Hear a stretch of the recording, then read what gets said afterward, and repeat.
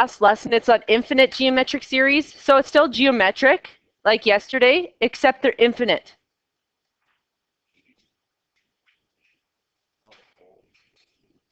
So infinite geometric means it's going to grow either really large or really small, right? Because if we multiply by something, it's going to get big. If we multiply by a fraction, it gets smaller, right? Remember? So we're looking at infinite geometric series today. And this actually comes up big time in calculus in university and in high school. We explain through limits how you can get to this formula, but because we're not in calculus in high school, you guys just get given a formula without showing you how you get it. So convergent series. So we're going to look at convergent series and divergent series. Convergent series. A series with an infinite number of terms, so it's infinite, it keeps going on forever, never, never, so dot, dot, dot, right, no ending, in which the sequence of partial sums approach a fixed value.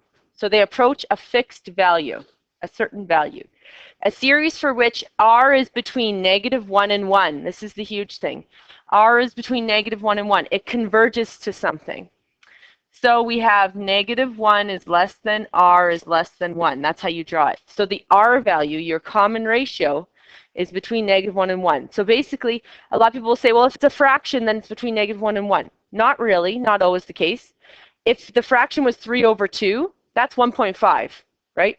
That's greater than 1. It doesn't fall in here. So just because it's a fraction doesn't always mean that your r is between -1 and 1, right? Because fractions can be bigger than 1. Like 5/2 is 2.5. Okay. So this investigation provides an example of convergent series. So we have 4, 2, 1, 0.5, 0.25, and onward. What am I doing to get to the next term?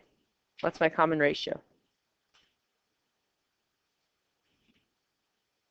Half, because you're going 2 divided by 1, or 2 divided by 4, sorry. So it's a half. So we're multiplying by a half. Some people would say, well, I'm dividing by 2. Remember when we move from term to term to term, we're always multiplying if we go this way, and we're dividing if we go that way, right? So if we can't say we're dividing by a half and going this way, we're always multiplying. So instead of dividing by a half, we say we're dividing by 2, we say we're multiplying by a half. It's the same thing, right? Okay. So find the sum of the first 5 terms. So we can go 4, 2, 1, 0.25. What's half of 0.25? What's 0.25 times half? 0.125.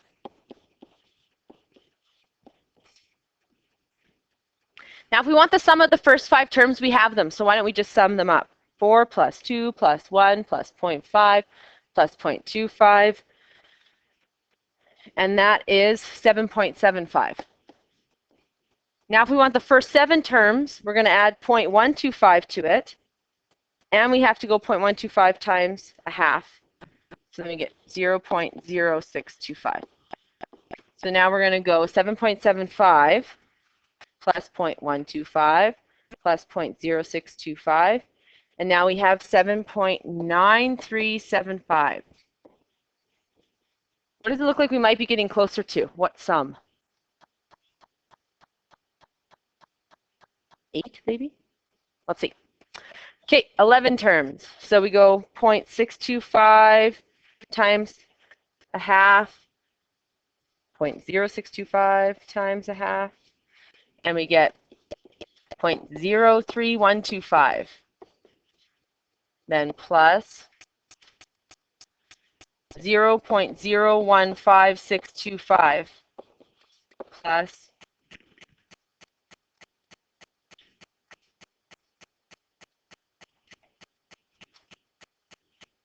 0.0078125. When I'm adding something like 0.0078125 is my number, is my sum going to grow fast? No, that's a really tiny number, right? So this is 1, 2, 3, 4, 5, 6, 7, 8, 9, 10. Oh, I need one more. 0.000390625. So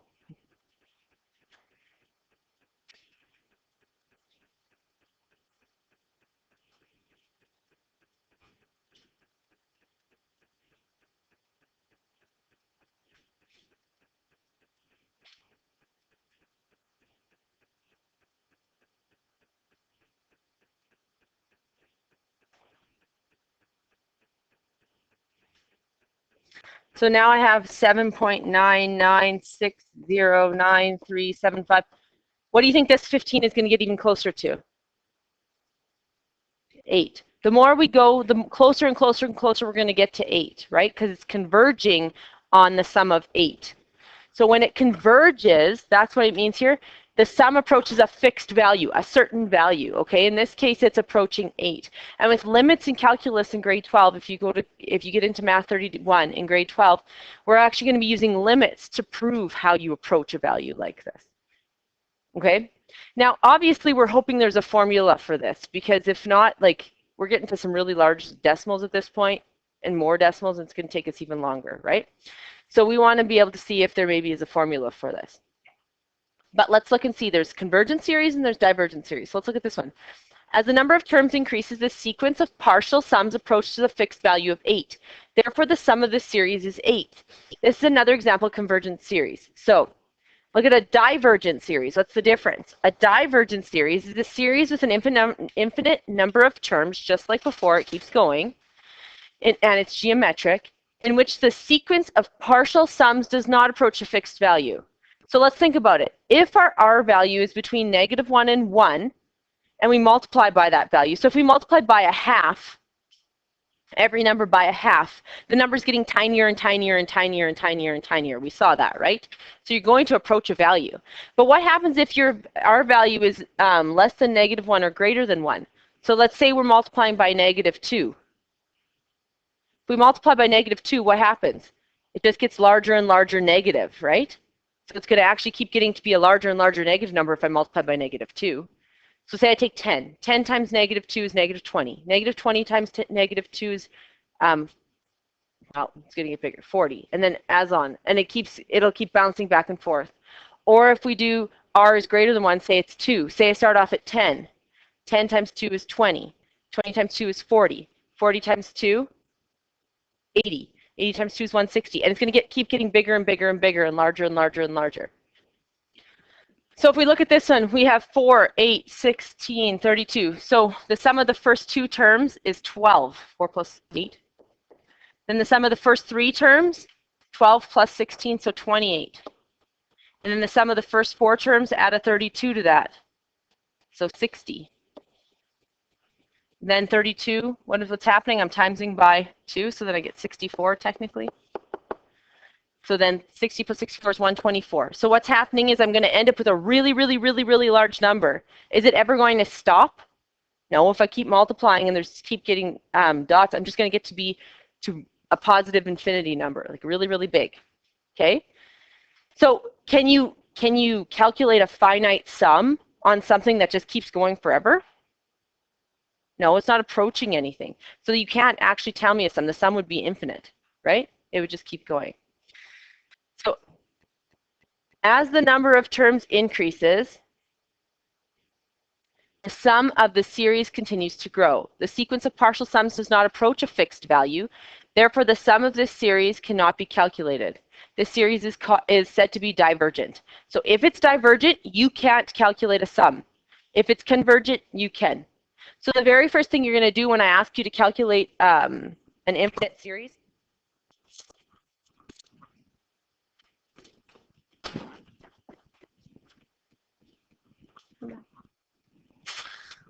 is you have to decide if it's divergent or convergent. If it's convergent, you can do it. If it's divergent, you can't. So what's the quickest way to tell if it's convergent or divergent? Look at your what value? Your R value. If your R value is between -1 and 1, you can calculate it because it's convergent. If your R value is -1, less than -1 or greater than 1, you can't. It's divergent. It diverges. It gets bigger. Okay? Or bigger negative or bigger positive, or doesn't approach a certain value. So this is the formula you're given. The sum of an infinite geometric series where R is between -1 and 1. That's the key thing. And it even shows it on your formula sheet between -1 and 1. So it should be a giveaway that you have to have your R value between -1 and 1. It specifies that. T1 is still your first term. It didn't change. R is still your common ratio. S infinity represents the sum of the infinite number of terms. So it really is a nice, easy formula, right? Okay, flip over.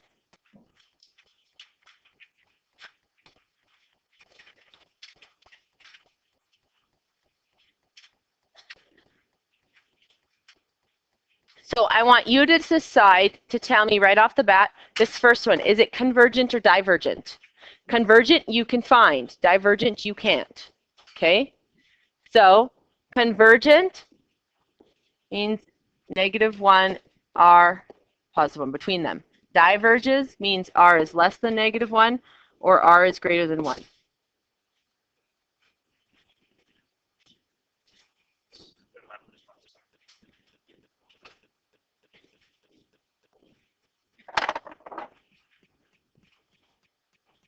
So let's look at A together. Our R value is 1/5 divided by 1. When you divide by 1, what happens? It stays the same. So if I had 6 and I took 6 and I divided by 1, it was 6. So we get 1/5.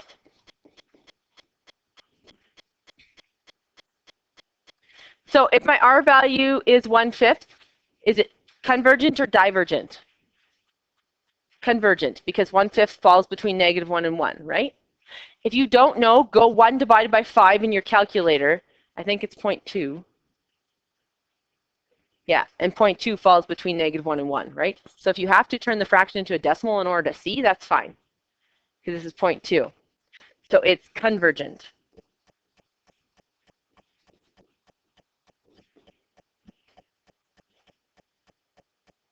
If it's convergent, I can find the sum. S infinity equals, is it T1, 1 minus R?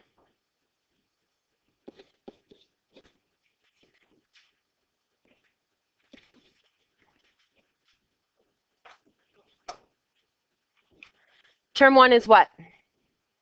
Cody? 1. 1 minus 1/5. So if I actually want to do the fraction math on the bottom, when your calculator, you put fractions in brackets. If I wanted to actually do the math, I need a common denominator. So I'm going to make 1 be 5/5. Minus 1/5. So it's actually going to be 1 divided by 4/5. Why would I write it out sideways?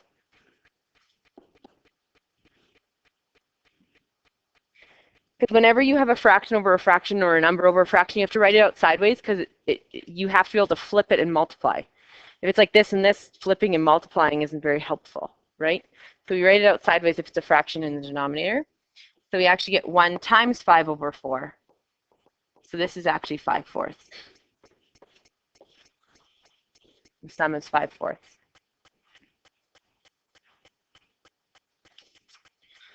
You guys try the next one. If it's divergent, you can't calculate it, right?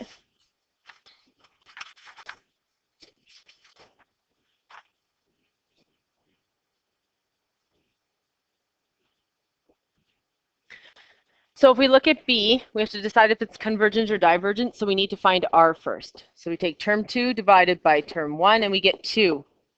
That is R is greater than 1. If R is greater than 1, it's divergent. And you can do no calculation. Because it's greater than 1, it's just going to keep getting larger. Which means it's going to approach infinity, and infinity is not a static number. It keeps going, right? C, we have to go R equals 0.0072 divided by 0.72. Is that 1/100 or 0.001 or something like that? 1/100? Is it 0 or 0.01? Okay. So it's a value that's between -1 and 1, right? So it diverges. If it diverges, we can calculate, or converges. Oh my goodness. If it converges, we can calculate it because it converges on a number.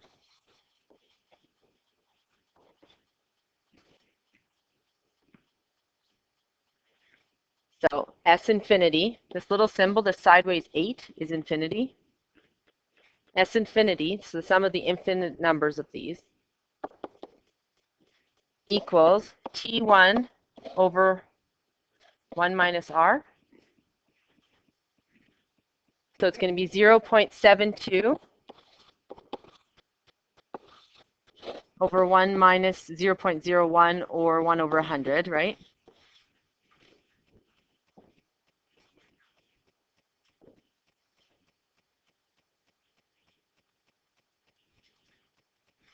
And you should get 8 over 11.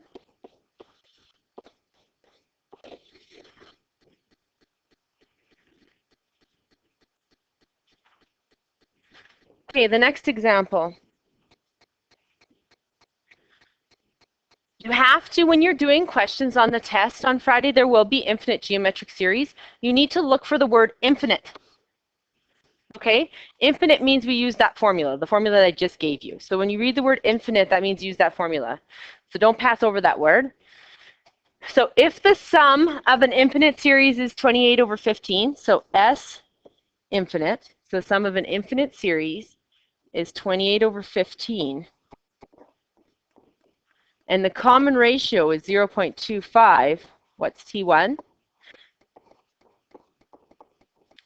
The instant they give you anything about infinite, you're using the infinite formula, okay? So S infinite equals, the sum of the infinite terms equals T1, 1 minus R. T1 is what we're finding. S infinite, we got 28 over 15. T1 we're finding, so it says T1. And 1 minus R is 1 minus 0.25. So we have 28 over 15 equals T1 over 0.75. So some people go and cross multiply here, but when you don't know the number on the top, it's easier to not just cross multiply, it's easier to do what? And just get T1 by itself. Jagger, what could you do?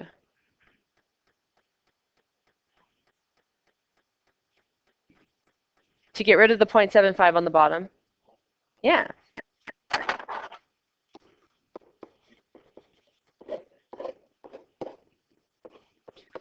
So T1 equals, what's the first term?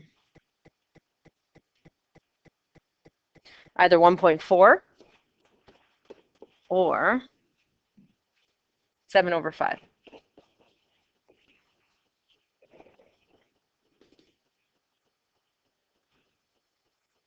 You try the next example. This time they gave us T1 and they're asking for R. Yeah.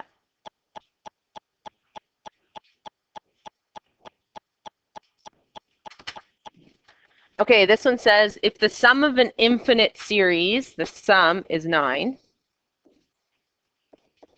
and the first term, so T1 is 15, what would the common ratio be? So still using our infinite formula.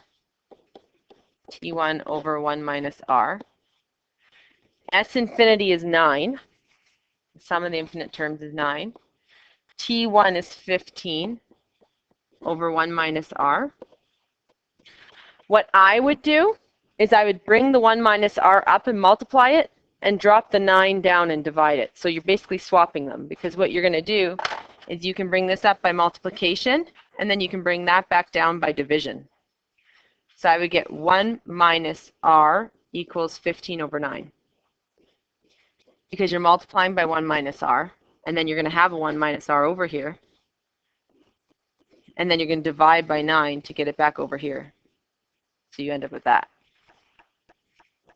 So you're kind of swapping them, but you're not really. You're multiplying one up and dividing the other down.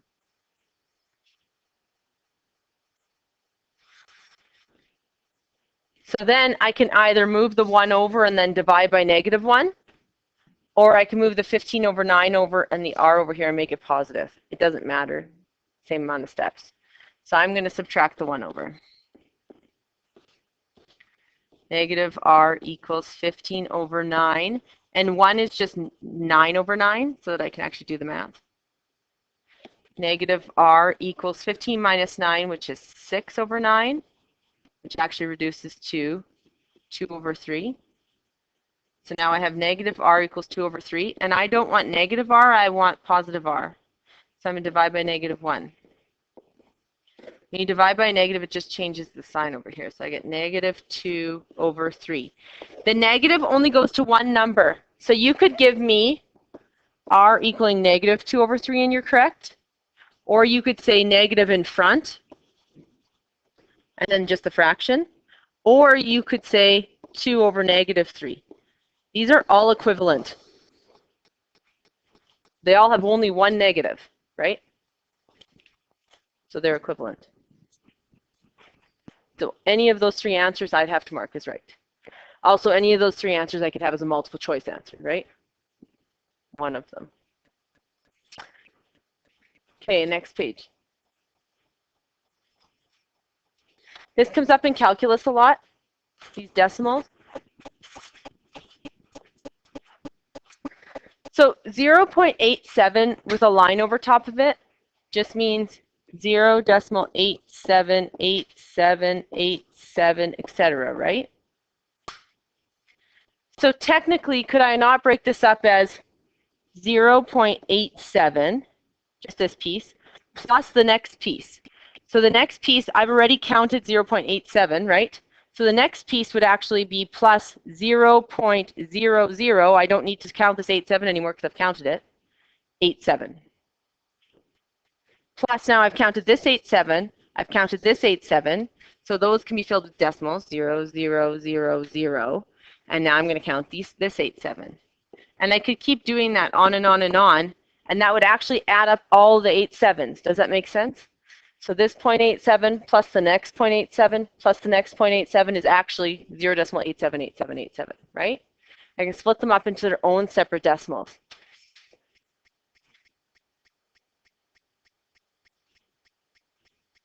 And so on. I could go 0.00000087 for the next one, right? Now it wants us to determine the sum. So what is my r? Well, my r is 0.0087 divided by 0.87. What's 0.0087 divided by 0.87? 1 over 100 again, or 0.01. It's not always going to be 1 over 100, but when there's two that match, it will be. So now I can figure out the sum. I have the first term, it's 0.87. I have r. That's all I need to find the infinite sum. S infinity equals T1 over 1 minus r. So it's 0.87 over 1 minus 0.01. If you're going to put it all in at once, you have to put the bottom in brackets because it's more than one thing.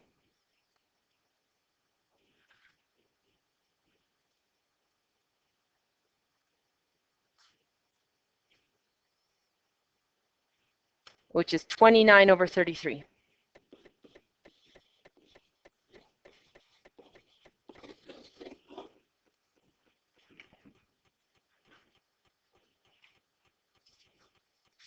How does the next one change at all? 0.437, 437, 437, 437, 437.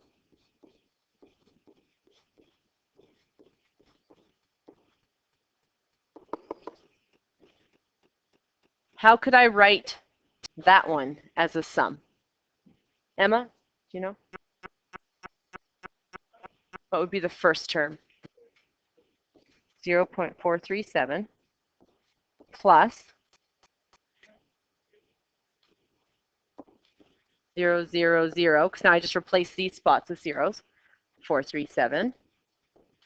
Then plus what now? Yeah. So you're gonna, these are already replaced. Now you're going to replace those ones with zeros. So 0, 0, 0, 0, 0, 0, 437. And then it would just keep going, right?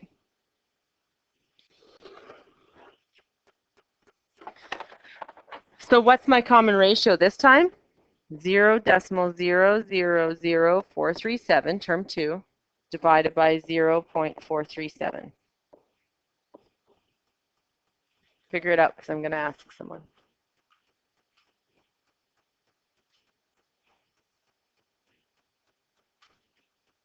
Elizabeth?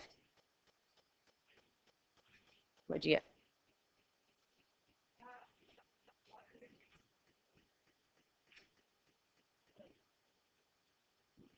Oh, overachiever. What'd you get for the R? Yes, 0.001. The sum, I will ask you in a couple seconds because you're all over it. Okay, so S infinity equals 0.437, so T1, minus 1 minus 0.001. And what did you get, Elizabeth? 437 over, sorry? 999.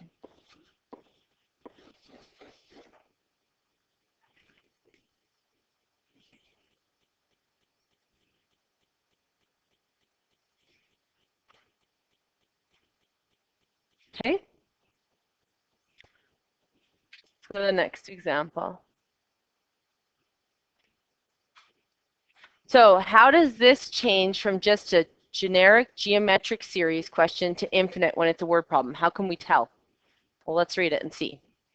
In its first month, an oil well near Virden, Manitoba produced 24,000 barrels of crude oil. Okay, so what does that represent, that first sentence? What does it tell us? Christy? What does it give us?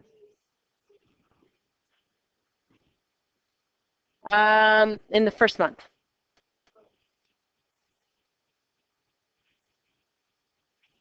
Your first term? Taylor? Yeah, so your T1. So only because it says every month after that. So we kind of have to read further to know if it's the sum or if it's the first term, right? Because if it says in the first month and then every day it does this, then you're right. The first month would be the sum. If it says in the first month this happens and then in the next month this happens, then it would be T1. So we kind of have to read ahead, or else it could be S or it could be T. You're completely correct. So in its first month, 24 barrels, and then a month after that, so that's why it's T1. So T1 equals 24,000. Every month after that, it produces 94% of the previous month's production. What letter is that? R. And what would it actually be? Not 94%, but yeah. So it's going to be 0.94. Now, keeping in mind that that's between -1 and 1. So at this point, I can ask it as an infinite series question, right? Because I'm giving us an R value that would work for converging.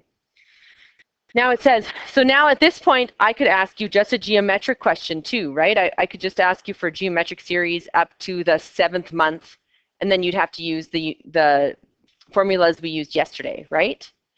But this one says, if the trend continues, what would be the lifetime production of the well? Is it giving me a stopping point? No. It's saying lifetime production. That's saying an infinite production. So that's why it's asking us to find the infinite sum. Okay, so we have to really read our questions thoroughly. So it wants S infinity. So the sum of the infinite number of terms would be T1 over 1 minus R. So in this case, it's going to be 24,000 over 1 minus 0.94.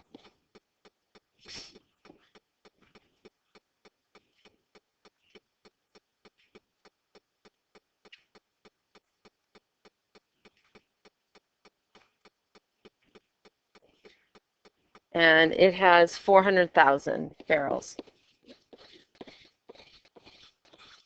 So the lifetime of this well,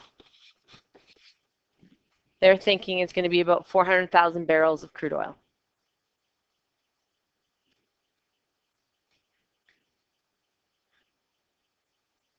What assumptions are you making? The first month it made 24,000. In the whole sum, it's going to make 400,000. What are you assuming?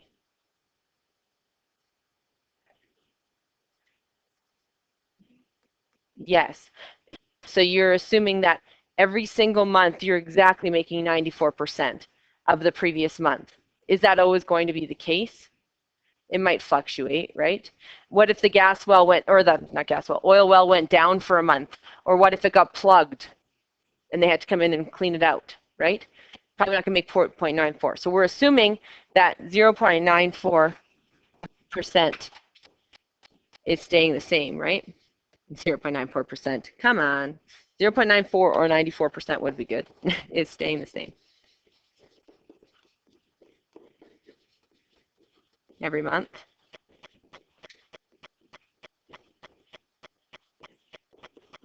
We're also assuming that over time it's going to reduce, right? We're going to have less crude oil, right?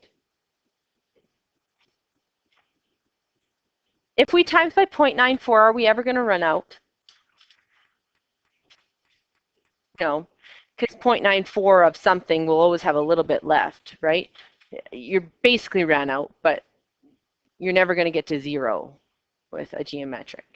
You can get really close, like 0.00000, which could round to zero, but to get to exactly zero, it's probably not going to happen.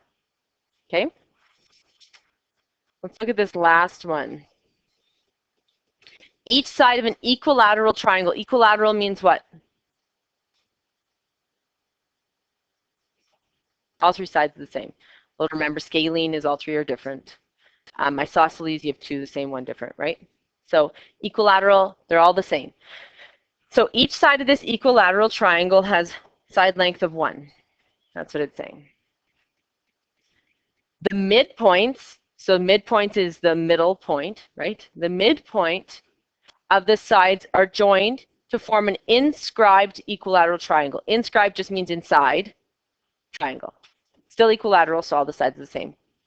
So if it's a midpoint, right, then this would be half the distance of this one, right? Because it's midpoint, equilateral. So you get a half, a half, a half. Then the next one's inscribed, so you'll get a quarter, a quarter, a quarter, right? And then what would you get after that? An eighth, an eighth, an eighth, right? A 16th, a 16th, a 16th. If this process continues forever, what is the sum of the perimeters? Sum of the perimeters of the triangle. So can we find the infinite side length and then just do what with it?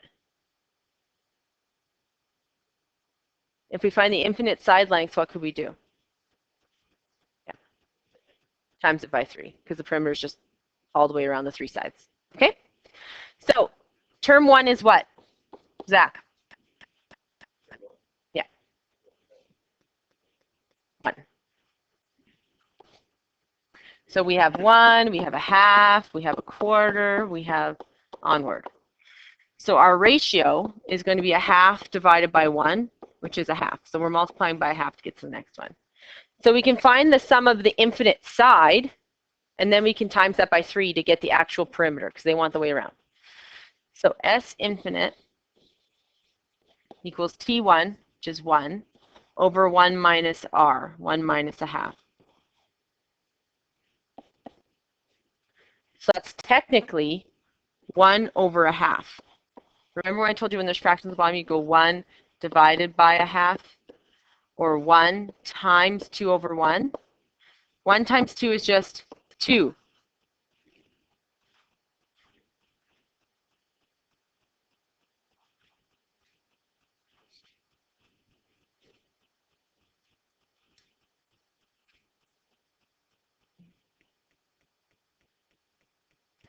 But that's the sum of the infinite sides. So that's what they're all adding up to. Am I doing it correctly? It says, what is the sum of the perimeters? So what could I do? Could you times it by 3? Will it work? Let's see. So let's go 2 times 3, and we're going to say the sum is 6 of all the perimeters, right? What if we do the perimeters right off the bat? Okay. What would be T1 if we did just the perimeters instead of just the side lengths, if we did the perimeters? what would my sequence be? 1 plus 1 plus 1, which is 3. Then my next one would be a half plus a half plus a half. What's a half plus a half plus a half? 1.5. Then my next one would be a quarter plus a quarter plus a quarter, which is 0.75. Okay, this is the perimeter one. This is if we do perimeters.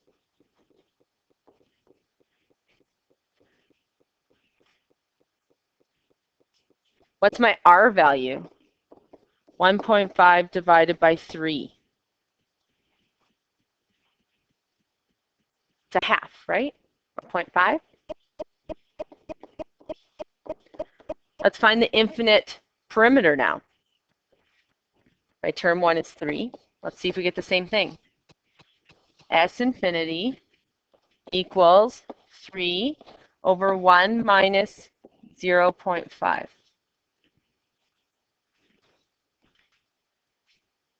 Does it work out? Because this would be 3 divided by a half, which is the same as 3 divided by a half, which is the same as 3 times 2, which is 6. So can I say either way is better than the other? No. If you want to find the side lengths first, find the sum of all the side lengths and times it by 3 to get the perimeter of all the side lengths, fine. If you like just going right away to the perimeter and just finding it that way, which I find this easier because then I'm just finding the sum of the perimeter, it makes more sense to me. Either way, same answer though, right? So neither one is more correct than the other. I'm not stuck on my way or the highway. Whichever way works best for you, you do. Okay? So once again, here's your homework, but I'll assign certain questions from it because it's long.